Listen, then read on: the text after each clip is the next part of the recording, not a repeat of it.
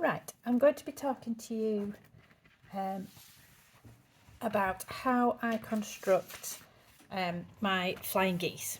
So I've got all of my Flying Geese units prepped here, which are the oblong strips of the coloured and the spotty fabrics, along with my background fabric. So I'm using the jet black linear, and on each of these squares I've already drawn my diagonal line from corner to corner there. So I've got a pile already piled up, ready to go to put through the sewing machine, and then these are the other half. I do like to chain piece. For the purpose of this video though, I am going to just do the one block. So you can see here, let me move the rest of them away. It does make it quicker and easier if you can chain piece them. So what I would do is I would sew this side on first, and then I would take all the rest of my blocks, I think there's 12 altogether, and I would sew the same seam on each of them. I'm always going to be starting from the top centre of my Flying Geese unit here, and I'm going to be stitching on the line. So unlike your half square triangles where you sew either side of the line, and that gives you 2 units, this you are sewing directly on the line. But I'm also going to show you a little trick so that this fabric here, that is what you would be trimming off from your Flying Geese, doesn't go to waste. And basically, being a triangle with a cut biased edge, you might not just want it sat in your scrap fabric, because whenever you leave a biased edge unsewn, it can stretch out of place, and if you just chuck it into your scraps, you don't know what's going to happen to it. So we're going to make it up into a second spare half square triangle unit. So I'll just take this to the machine and drop my needle at the top corner.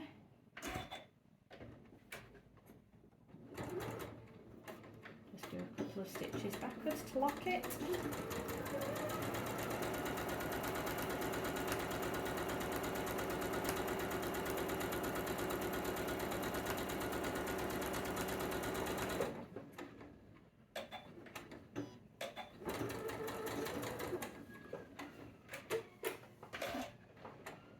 Now, as you can see, I didn't use any pins, but that's just a personal preference. I'm not a big pinner unless it's something that I feel might slip out of place, or maybe something that needs to be really, really accurate. I tend to do a bit of pinning when I'm doing foundation paper piecing, and I'm trying to keep the fabric on the paper at a particular point. But more often than not, I will just guide that through the sewing machine. So you can see here, that's the seam I've just sewn along here, and that's where my Flying Geese is going to be.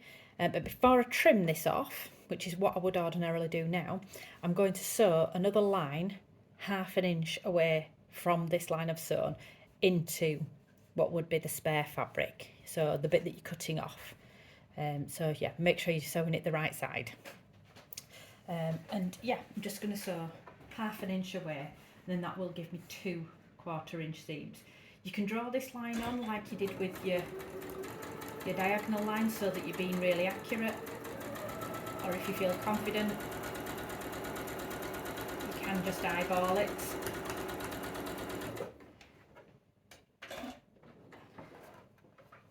As I said, this extra bit here that you've got is just going to be a spare half square triangle. It's not needed within the pattern, so I'll just move that away.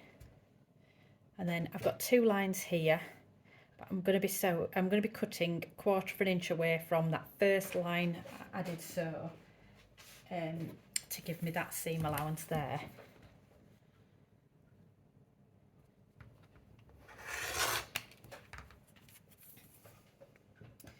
Right, so that's my spare, and this is 1/2 of the Flying Geese.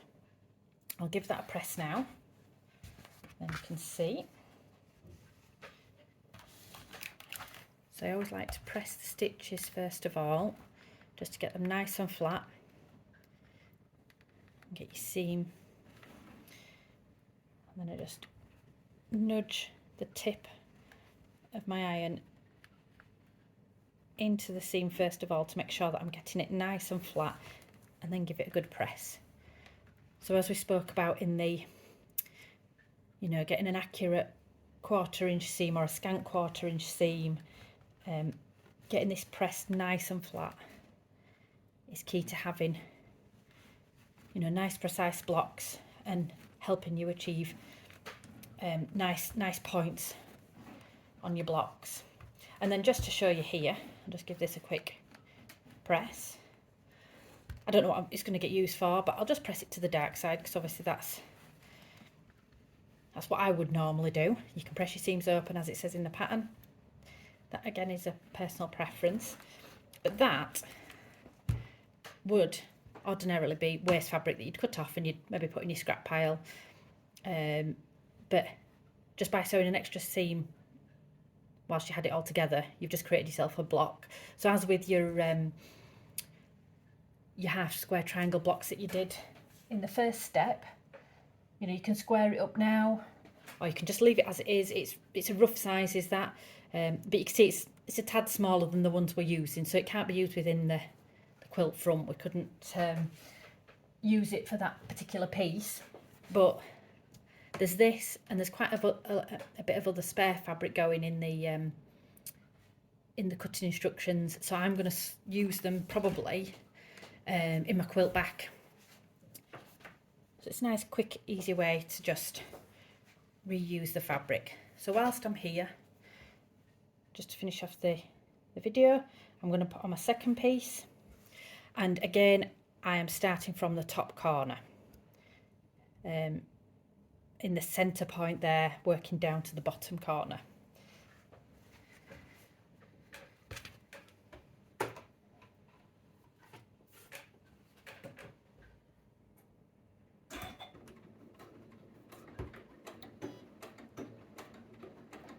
Just a couple of little back stitches just to lock it in place.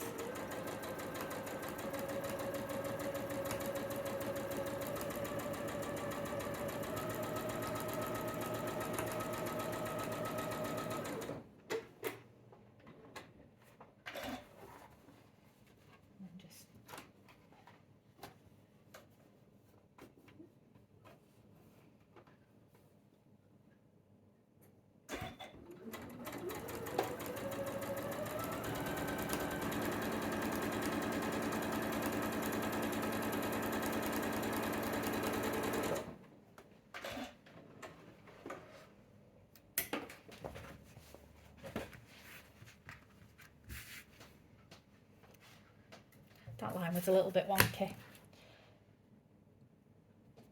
but it doesn't matter too much as long as there's a bit of a seam there. Then I can press and open that out, and that's my spare again. But this is the main piece, so this is the complete Flying Geese.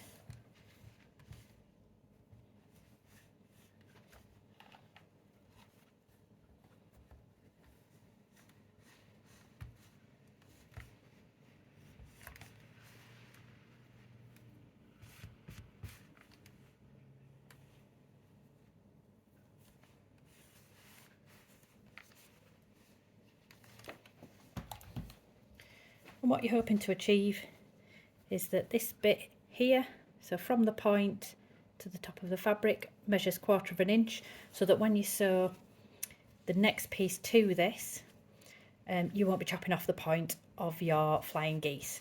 But when we come to assembling the corner blocks, where this first appears, we'll actually show you how to make sure that even if it's maybe just a touch under 1/4 inch, you can still make sure that you're sewing it so that you don't lose your point, because you can always just make it fit within your seam allowance, and we can show you a way to do that so that you can at least have the front of the quilt looking perfect.